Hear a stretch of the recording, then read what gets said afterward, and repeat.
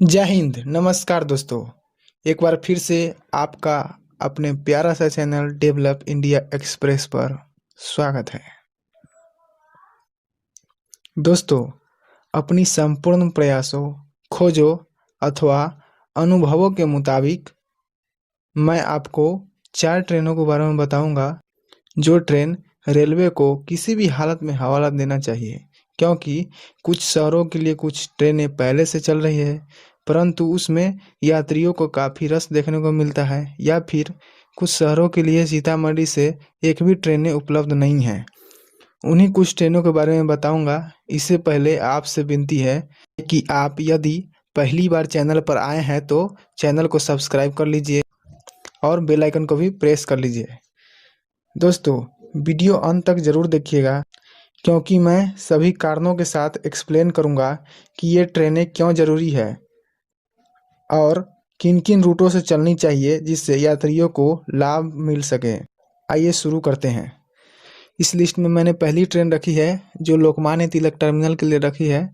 सीतामढ़ी से लोकमान्य तिलक टर्मिनल को जाने वाली उस ट्रेन का नामकरण मैंने किया है जानकी धाम सुपरफास्ट एक्सप्रेस। कोई भी यात्री अगर आरामदायक सफ़र करना चाहेगा तो ये तो काफ़ी मुश्किल है अभी, लेकिन इन ट्रेनों को बहाल करने के बाद ये संभव हो सकता है। इसलिए भी ये डिमांड काफ़ी अहम हो जाता है। ये सप्ताह में 6 दिन चलना चाहिए।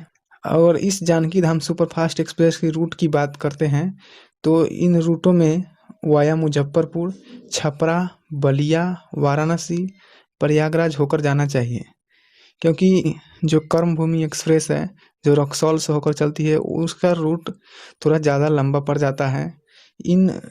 इसलिए मैंने इस रूट को शॉर्ट में रखा है। शॉर्ट रूट रखने का एक कारण और भी है जो मैं आपको बताता हूँ कि इस रूट पर मुजफ्फरपुर छपरा वाले रूट पे एक पवन एक्सप्रेस है और एक रक्सौल अंत्योदय है, जिससे यात्रियों को काफ़ी परेशानियों का सामना करना पड़ता है। लेकिन इन ट्रेनों को बहाल करने के बाद थोड़ा भीड़ कम ज़रूर पड़ेगी, जिससे यात्रियों को परेशानी नहीं होगी। तो पवन एक्सप्रेस पे जिससे काफ़ी लोडेड होता है, पवन एक्सप्रेस पे जो डेली चलती है, और इसमें यात्रियों को बहुत दिक्कत से जाना पड़ता है। तो इस रूट पे एक ट्रेन तो अवश्य होना चाहिए। तो ये थी हमारी पहली ट्रेन। अब दूसरी ट्रेन की बात करते हैं। ये दूसरी ट्रेन है मुजफ्फरपुर आनंद विहार टर्मिनल को जाने वाली सप्त क्रांति सुपरफास्ट एक्सप्रेस। सप्त क्रांति एक्सप्रेस जो है ये तो डेली चलता है। वर्तमान में अभी मुजफ्फरपुर से होकर बापू धाम मोतिहारी होते हुए ये आनंद विहार टर्मिनल को जाती है। वो सप्ताह में 3 दिन वाया सीतामढ़ी, रक्सौल, सिकटा होकर किया है। सीतामढ़ी, रक्सौल, सिकटा होकर इसलिए क्योंकि इस रूट पे दिल्ली जाने के लिए कोई भी सुपरफास्ट ट्रेनें उपलब्ध नहीं हैं। एक लिच्छिव एक्सप्रेस है, वो भी ट्रेन उनका स्टॉपेज इतना है कि लोग उसमें सफ़र करना नहीं चाहते हैं। तो इन ट्रेनों को बहाल करना, रूट भी सस्ता पड़ेगा, क्योंकि अभी ये ट्रेन बापू धाम मोतिहारी होकर जाती है, तो ये ट्रेन सीतामढ़ी होकर जाती तो इससे भी काफ़ी फ़ायदा होता रेलवे को। वर्तमान में दिल्ली जाने के लिए अगर बात करें तो लिच्छिव एक्सप्रेस और सद्भावना एक्सप्रेस है, जो कि ज़्यादातर समय ये लेट ही चलती है। तो इनका अब क्या कहना। दोस्तों, अगली ट्रेन की ओर बढ़ते हैं। रक्सौल से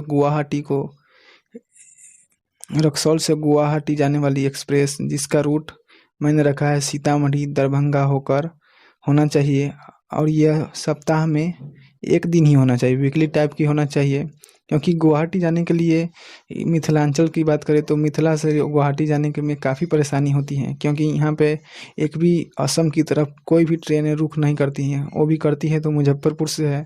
सीतामढ़ी दरभंगा होते हुए एक भी असम की तरफ एक भी ट्रेनें नहीं चलती है। वो भी है एक कामाख्या कटरा एक्सप्रेस है, तो वो भी वीकली टाइप का है। तो मिथिला के लिए, असम जाने के लिए एक डायरेक्ट ट्रेन हो जाएगी गुवाहाटी जा। बहुत सारे लोग गुवाहाटी भी रहते हैं, तो एक वीकली ट्रेन का परिचालन ज़रूर होना चाहिए, रक्सौल से होना चाहिए वो भी। अगली ट्रेन की ओर रुख करते हैं। अगली ट्रेन मैंने रखा है सीतामढ़ी से अमृतसर को जाने वाली जन्मभूमि एक्सप्रेस। तो अगर वर्तमान में अमृतसर जाने की बात करूँ तो अमृतसर जाने के लिए या तो हमें मुजफ्फरपुर जाना पड़ेगा या फिर दरभंगा जाना पड़ेगा। ये जन्मभूमि एक्सप्रेस को मैंने सप्ताह में 3 दिन ये ट्राई वीकली होना चाहिए और इसका जो रूट होना चाहिए वह या मुजफ्फरपुर, पाटलिपुत्र, दानापुर, मुगलसराय होना चाहिए, क्योंकि सीतामढ़ी से अमृतसर के लिए एक भी ट्रेन नहीं है। वो तो सही बात है, लेकिन पटना से भी अमृतसर जाने की वहाँ से भी ट्रेनों की काफ़ी किल्लत देखने को मिलती है। इसलिए यह बहुत अहम बन जाता है कि वाया पाटलिपुत्र होकर इसका रूट जो है कि होना चाहिए। तो दोस्तों यही थी 4 ट्रेनें जो कि सीतामढ़ी होकर चलना चाहिए, जिससे और भी क्षेत्रों को लाभ मिल सके। और भी सीतामढ़ी से और भी कई जगह की ट्रेनों की मांग करने वाला हूँ।